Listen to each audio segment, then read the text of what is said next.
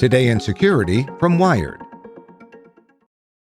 Support for this podcast and the following message comes from TD Ameritrade. Meet their newest trading platform, Thinkorswim Web. It has all the essential tools and strategies in a streamlined interface. No download necessary. Thinkorswim Web. Trading streamlined.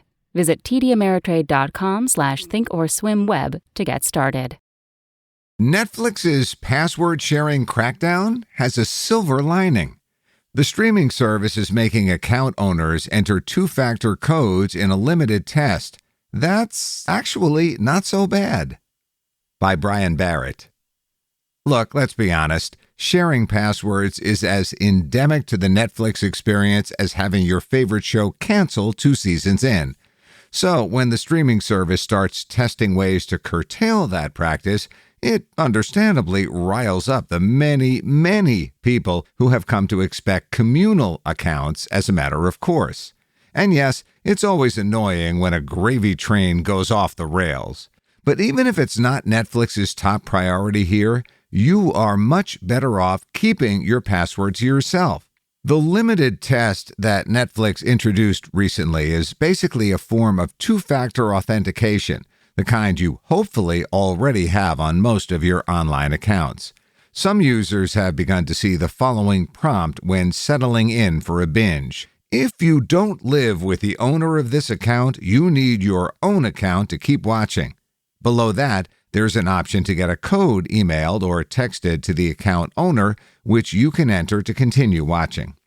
A source familiar with Netflix's trial says the company is still in the very early stages and sees the effort as a way both to verify who's using what accounts and to minimize the security issues inherent in unauthorized sharing.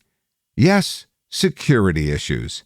And while Netflix's flirtation with a password-sharing crackdown is by no means altruistic, not that anyone has read the terms of service, but it does specify that your account, quote, may not be shared with individuals beyond your household, it's also true that sharing usernames and passwords with even your closest relations can have woeful consequences. There seems to be a misunderstanding that sharing passwords with known individuals is not dangerous, says Jake Moore, a cybersecurity specialist at security firm ESET. The truth is that we shouldn't be sharing passwords, and adding multi-factor authentication will help this process remain better protected. Okay, but why? What's the actual harm if I pass along my password to a cousin or not-so-casual acquaintance? Well, it can come in a few forms. The most basic is also the most innocuous. While you might share your login with just one friend, you can't control how many people they then share it with, and how many people those people share it with, and on, like an old Fabergé commercial. When Wired senior writer Lily Hay Newman audited the Hulu account she herself was mooching off of a few years ago, she found more than 90 authorized devices. Admittedly, freeloaders primarily threaten the cohesiveness of your recommendations lists. It's not the end of the world. They could also, though, steal whatever personal data your profile holds. The much bigger issue is that the wider the password circle gets, the more risk you personally take on that your password will become compromised.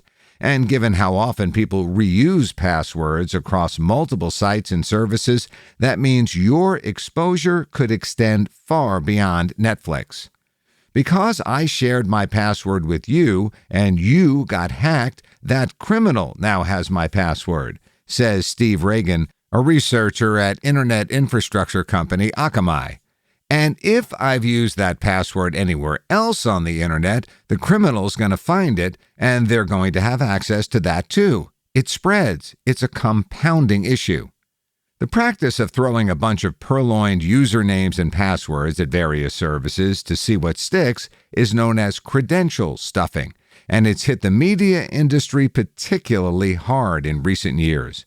Between January 2018 and December 2019, credential stuffing attacks targeting video services doubled, according to Akamai research. The media industry as a whole saw 18 billion attempts over that same stretch. When Disney Plus launched, thousands of accounts immediately popped up on dark web markets as hackers sniffed out the password reusers. Short term, what this is going to stop is the bulk sale of credentials of this type, says Reagan. Requiring that you enter a code to access your Netflix account also doesn't stop you from sharing your credentials. It adds a layer of annoyance for both you and your beneficiary, but it also ensures that total strangers aren't breaking in and keeps credential stuffing at bay. It would help prevent those attacks, says Lori Craner, director of the Scilab Security and Privacy Institute at Carnegie Mellon University.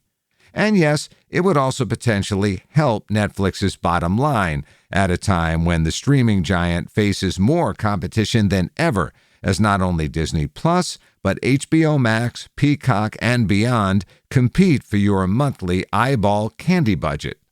About 46% of streaming video on demand customers share the login of at least one service they subscribe to, according to an October study from research firm Magid.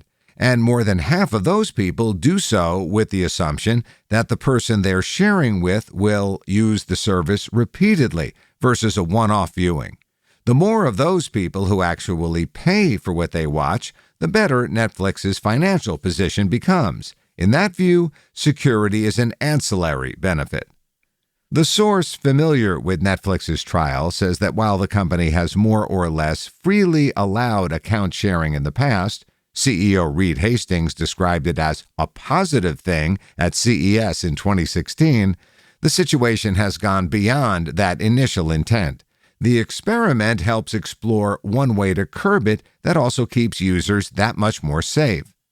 Again, it's unclear whether Netflix will expand this test or explore other ways to clamp down on password sharing. At least, though, a system that introduces two-factor lets you continue sharing as long as you don't mind passing along the occasional code. It's a little inconvenience for a lot more peace of mind. Like what you learned? Subscribe everywhere you listen to podcasts and get more security news at wired.com/security.